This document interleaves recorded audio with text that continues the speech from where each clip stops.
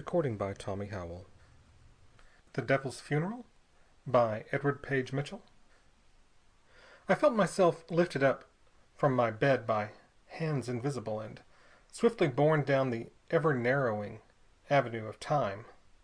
Each moment I passed a century and encountered new empires, new peoples, strange ideas, and unknown faiths. So at last I found myself at the end of the avenue, at the end of time, under a blood-red sky more awful than the deepest black. Men and women hurried to and fro, their pale faces reflecting the accursed complexion of the heavens. A desolate silence rested upon all things. Then I heard afar a low wail, indescribably grievous, swelling and falling again and blending with the notes of the storm that began to rage. The wailing was answered by a groan, and the groaning grew into thunder. The people wrung their hands and tore their hair, and a voice, piercing and persistent, shrieked above the turmoil. "Our Lord and Master, the devil, is no more! Our Lord and Master is no more!" Then I, too, joined the mourners who bewailed the devil's death. An old man came to me and took me by the hand. "You also loved and served him?" he asked. I made no reply, for I knew not wherefore I lamented. He gazed steadfastly into my eyes. "There are no sorrows," he said, meaningly, "that are beyond utterance." "Not then like your sorrow," I retorted, "for your eyes are dry, and there is no grief behind your pupils." He placed his finger on my lips and whispered, "Wait." The old man led the way to a vast and lofty hall filled to the farthest corner with a weeping crowd. The multitude was indeed a mighty one, for all the people of every faith of the world who had worshipped and served the devil were assembled there to do for him the last offices of the dead. I saw there men of my own day, and recognized others of earlier ages, whose faces and fame had been brought down to me by art and by history. And I saw many others who belonged to the later centuries through which I had passed in my night progress down the avenue of time. But as I was about to inquire concerning these, the old man checked me. "Hush," he said, "and listen." And the multitude cried with one voice, "Hark and hear the report of the autopsy." From another apartment there came forth surgeons and physicians and philosophers and learned faculties of all times, charged to examine the devil's body, and to discover, if they could, the mystery of his existence. For, the people had said, if these men of science can tell us wherein the devil was the devil, if they can separate from his mortal parts the immortal principle which distinguished him from ourselves, we may still worship that immortal principle to our own continued profit and to the unending glory of our late Lord and Master. With grave looks upon their countenances, and with reluctant steps, 3 delegates advanced from among the other sages. The old man beside me raised his hand to command perfect silence. Every sound of woe was at the instant suppressed. I saw that one was Galen, Paracelsus another, and Cornelius Agrippa the third. "Ye who have faithfully served the Master," said Agrippa in a loud voice, "must listen in vain for the secret which our scalpels have disclosed. We have laid bare both the heart and the soul of him who lies yonder. His heart was like our hearts, fitly formed to throb with hot passions, to shrink with hatred, and to swell with rage. But the mystery of his soul would blast the lips that uttered it." The old man hurriedly drew me a little way apart, out of the throng. The multitude began to surge and sway with furious wrath. It sought to seize and rend to pieces the learned and venerable men who had dissected the devil, yet refused to publish the mystery of his existence. "What rubbish is this you tell us, you charlatan hackers and hewers of corpses?" exclaimed one. "You have discovered no mystery. You lie to our faces." "Put them to death!" screamed others. "They wish to hoard the secret for their own advantage. We shall presently have a triumvirate of quacks setting themselves up above us, in place of him we have worshipped. For the dignity of his teachings, the ingenuity of his intellect, the exalted character of his morality. To death with these upstart philosophers who would usurp the devil's soul." "We have sought only the truth," replied the men of science soberly. "But we cannot give you the truth as we found it. Our functions go not further." And thereupon they withdrew. "Let us see for ourselves!" shouted the foremost in the angry crowd. So they made their way into the inner apartment where the devil's body lay in state. Thousands pressed after them and struggled in vain to enter the presence of death, that they, too, might discover the true essential quality of the departed. Those who gained entrance reverently but eagerly approached the massive bier of solid gold, studded with glistening stones and resplendent with the mingled luster of the emerald, the chrysolite, and jasper. Dazzled, they shrank back with wild faces and bewildered looks. Not a man among them dared to stretch forth his hand to tear away the bandages and coverings with which the surgeons had veiled their work.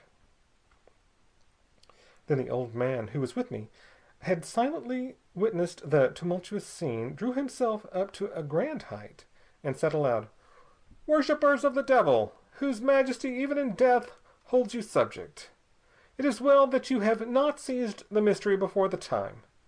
A variety of signs combine to inspire me with hope that that which has sealed the lips of the men of science may yet be revealed through faith.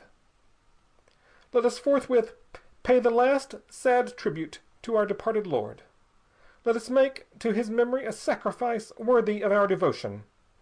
My art can kindle a fire which consumes weighty ingots of gold as readily as it burns tinsel paper, and which leaves behind no ashes and no regrets. Let every man bring hither all the gold, whether in coin or in plate, or in trinkets, that he has earned in serving the devil, and every woman the gold that she has earned, and cast it into the consuming fire. Then will the funeral pyre be worthy of him whom we mourn." "Well said, old man!" cried the devil worshippers. "Thus we will prove that our worship has not been base. Build you the pyre while we go to fetch our gold." My eyes were fixed upon the face of my companion, but I could not read the thoughts that occupied his brain. When I turned again, the vast hall was empty of all save him and me. Slowly and laboriously we built the funeral pile in the center of the apartment. We built it of the costly woods that were at hand, already sprinkled by devout mourners with the choicest spices.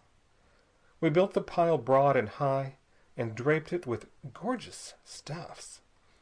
The old man smiled as he prepared the magic fire that was to consume the gold which the devil worshippers had gone to fetch. Within the pyre he left an ample space for their sacrifice. Together we brought forth the devil's body and placed it carefully in position at the top of the pile. Thunders rolled in the lofty space above our heads, and the whole building shook so terribly that I expected it to fall, crushing us between roof and pavement. Crash came after crash of thunder, nearer and nearer to the pyre. Lightnings played across us, around the old man, the devil's corpse, and me. Still we waited for the multitude, but the multitude returned not. "Behold the obsequies," said the old man at last, thrusting his lighted torch into the midst of the pile. "You and I are the only mourners, and we have not a single ounce of gold to offer. Go ye now forth and bid all the devil worshippers to the reading of the last will and testament. They will come." I hastened forth to obey the old man's command, and speedily the funeral hall was thronged again. This time the devil worshippers brought their gold, and every man sought to make excuse for his tardiness at the pyre. The air was thick with explanations. "I tarried only," said one, "to be sure that I had gathered all to the very last piece of gold in my possession." "I fetched," said another, "the laborious accumulations of 50 years, but I cheerfully sacrifice it all to the memory of our dear Lord." A third said, "See, I bring all of mine, even to the wedding ring of my dead wife." There was a contention among the devil worshippers to be first to cast treasure into the fire. The charmed flames caught up the gold and streamed high above the corpse, casting upon every eager face in the vast room a fierce yellow glare. Still the fire was fed by hands innumerable, and still the old man stood by the pyre, smiling strangely. The devil worshippers now cried out with hoarse voices, "The will! The will! Let us hear the last testament of our dead Lord!" The old man opened a roll of asbestos paper and began to read aloud, while the hubbub of the great throng died away into silence and the angry roar of the consuming flames subsided into a dull murmur. What the old man read was this: "To my well-beloved subjects, the whole world, my faithful worshippers and loyal servitors, greeting and the devil's only blessing, a perpetual curse. For as much as I am conscious of the approach of the change that hunts every act of existence, yet being of sound mind and firm purpose, I do declare this to be my last will, pleasure, and command, as to the disposal of my kingdom and effects. To the wise I bequeath folly, and to the fools pain. To the rich I leave the wretchedness of the earth, and to the poor the anguish of the unattainable. To the just ingratitude, and to the unjust remorse. And to the theologians I bequeath the ashes of my bones. I decree that the place called hell be closed forever. I decree that the torments in fee simple be divided among all my faithful subjects according to their merit, that the pleasure and the treasure shall also be divided equitably among my subjects." Thereupon the devil worshippers shrieked with one accord, "There is no God but the devil, and he is dead. Now let us enter into our inheritance." But the old man replied, "Ye wretched, the devil is dead, and with the devil died the world. The world is dead." Then they stood aghast, looking at the pyre. All at once the gold-laden flames leaped into a blazing column to the roof and expired. And forth from the red embers of the devil's heart there crept a small snake, hissing hideously. The old man clutched at the snake to crush it, but it slipped through his hands and made its way into the midst of the crowd. Judas Iscariot caught up the snake and placed it in his bosom. And when he did so, the earth beneath us began to quiver as if in the convulsion of death. The lofty pillars of the funeral chamber reeled like giants seized with dizziness. The devil worshippers fell flat upon their faces. The old man and I stood alone. Crash followed quick on crash on every side of us. But it was not this time the concussions of thunder. It was the hopeless sound of the tumbling of man's structures and fabrics, and the echo from the other worlds of this world's crack of doom. Then the stars began to fall, and the fainter lights of heaven came down upon us like a driving sleet of frozen fire. And children died of terror, and mothers clasped their dead babes to their own cold breasts, and hurried this way and that for shelter that was never found. Light became black, fire lost its heat in the utter disorganization of nature, and a whelming flood of chaos surged from the womb of the universe and swallowed up the devil worshippers and their dead world. Then I said to the old man, as we stood in the void, Now there is surely no evil and no good, no world and no God. But he smiled and shook his head, and left me to wander back unguided through the centuries.